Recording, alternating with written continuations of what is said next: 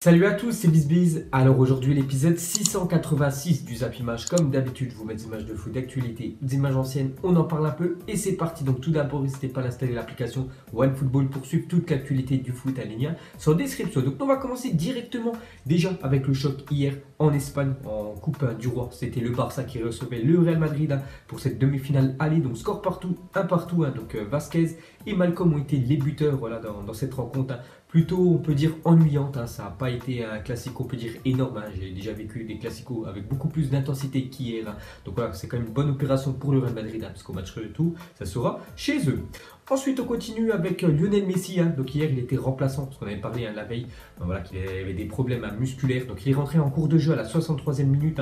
Et pour la première fois depuis le 11 décembre dernier, Lionel Messi a joué sans marquer ou délivrer de passes décisives. Donc entré en jeu à la 63e minute. Donc il n'a pas réussi à débloquer, on peut dire, la situation en faveur du FC Barcelone. Donc au match retour, en espérant qu'il soit titulaire. Messi. Et pour finir sur cette rencontre, il y avait quand même plus de 92 008 spectateurs qui ont assisté au Classico dans les tribunes au Camp Nou hier soir. 92 000 personnes un mercredi soir pour un match de Coupe du Roi. C'est quand même exceptionnel. Bon, après, c'est un Classico. N'oubliez pas que le Camp Nou, c'est le plus gros stade en Europe. Et pour finir avec le Barça, une mauvaise nouvelle avant d'affronter l'Olympique Lyonnais en Ligue des Champions prochainement. Donc, Umtiti est forfait pour le 8e de finale aller de Champions League. Le champion du monde ne fera pas son retour à Lyon parce que c'est un ancien joueur de Lyon, Samuel Umtiti. Donc, vous savez qu'il est blessé. Ça fait quand même pas mal de temps quand même qu'il est blessé, donc c'est officiel, il est forfait au moins on peut dire pour le match. Allez, ensuite on revient en France, on va parler de la Coupe de France, on va commencer avec Villefranche contre le Paris Saint-Germain. Donc déjà le PSG s'est qualifié après prolongation parce qu'il y avait 0 partout à la fin des 90 minutes. Ils ont inscrit 3 buts en prolongation, donc ils se qualifient pour les quarts de finale. Le Paris Saint-Germain, donc Alain Pochard, entraîneur de Villefranche durant ce Villefranche PSG, il a dit il ne faut pas toucher les joueurs, on va voir contre Manchester s'ils ne vont pas se faire soulever. Il a raison, Loret. Donc Loret, c'est l'entraîneur de Strasbourg qui a fait une déclaration un peu fracassante il y a quasiment 2-3 semaines en disant qu'on ne peut pas toucher les joueurs du PSG sinon ils ne font que de crier. Donc voilà, l'entraîneur de Villefranche a dit un peu la même chose hier. Et pour finir sur cette rencontre, on va parler d'Edinson Cavani en Coupe de France depuis qu'il est au PSG, donc depuis son arrivée du Napoli, ça fait quand même pas mal de temps. Donc en tout 21 matchs pour Edinson Cavani, 14 buts, encore buteur hier. Et pour finir avec la Coupe de France, on va parler du beau comeback de Vitré lors de Vitré-Lyon-Duchère à 8e de finale de Coupe de France. Donc Lyon-Duchère menait 2-0 à la 22e minute. Et c'est Vitré, en plus, je crois, une division inférieure par rapport à Lyon-Duchère, qui s'est imposé parce qu'ils ont marqué 3 buts après. Donc c'est eux qui se qualifient. Et on peut voir qu'ils joueront contre le FC Nantes. Enfin, ils accueilleront Nantes pour le prochain tour parce que le tirage au sort a déjà effectué, on peut dire, des quarts de finale. Donc il y aura Vitré-Nantes, Paris-Dijon. Donc moi, vous savez que j'aime bien Dijon. Donc voilà, maintenant ça va être compliqué d'aller plus loin dans cette Coupe de France. Sinon, Rennes-Orléans et Lyon-Guingamp contre Caen. Donc Lyon-Guingamp, le match se dispute ce soir à 21h. Ensuite, direction l'Allemagne, on va parler du Bayern Munich hier qui joue au Hertha Berlin. Et c'est le Bayern qui s'est imposé dans cette Coupe d'Allemagne. Après prolongation, donc ils sont imposés 3-2. On peut voir que Gnabry a marqué un doublé, même Kingsley Coman, buteur aussi hier avec le Bayern. Et pour finir avec la Coupe d'Allemagne, regardez les qualifiés pour les quarts de finale de cette Coupe d'Allemagne. Donc on peut dire en première division allemande, il y a le Bayern, Werder, Augsbourg, Leipzig et Schalke.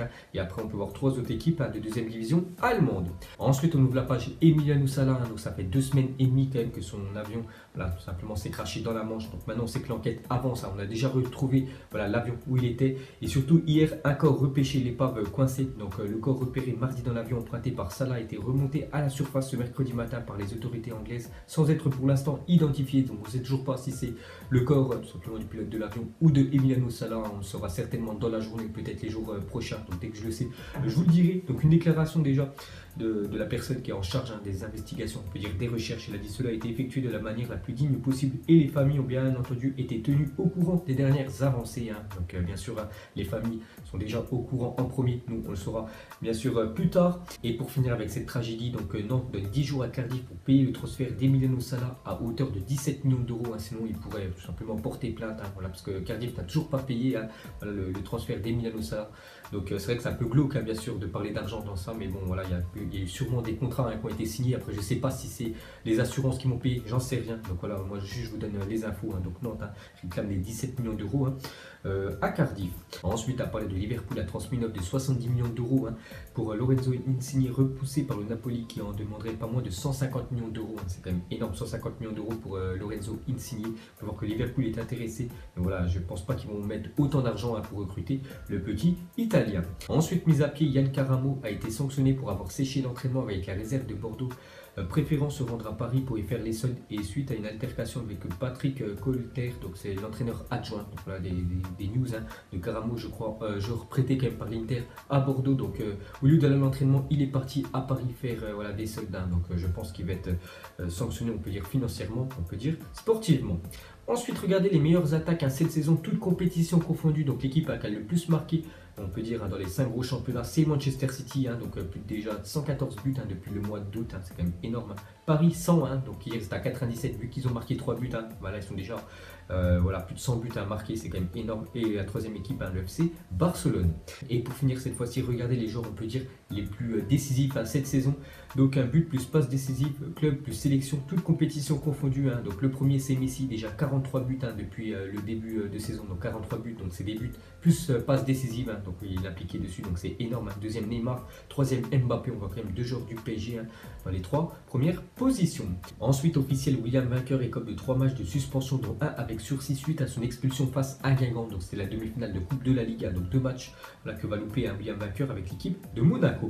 Ensuite, à parler de Florian Thauvin, a refusé une offre du Dalian Yifan qui lui proposait un salaire de 12 millions d'euros par an. Ça aurait été le jackpot pour le buteur marseillais. Donc l'OM a également refusé une offre d'indemnité de transfert de 50 millions d'euros. Donc ça aurait pu être le jackpot pour Marseille et pour Thauvin, je crois, à l'OM. Il touche aux alentours des 3,5 millions d'euros à l'année. Donc il aurait pu quasiment multiplier son salaire par 4 s'il aurait rejoint la Chine, mais il préfère rester en Europe. Donc voilà une info sur Florian Thauvin.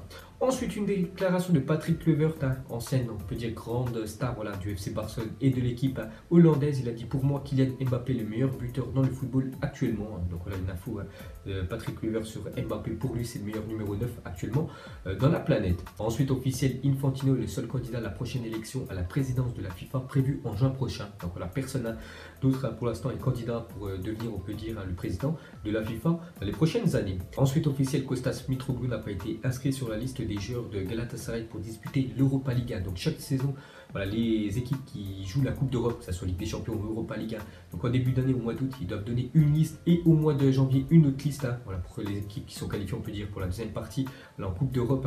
Et voilà, Galatasaray, avec leur nouvelle recrue, ils n'ont même pas inscrit quand même Mitroglou, donc il ne jouera pas de Coupe d'Europe cette année avec le club de Turquie.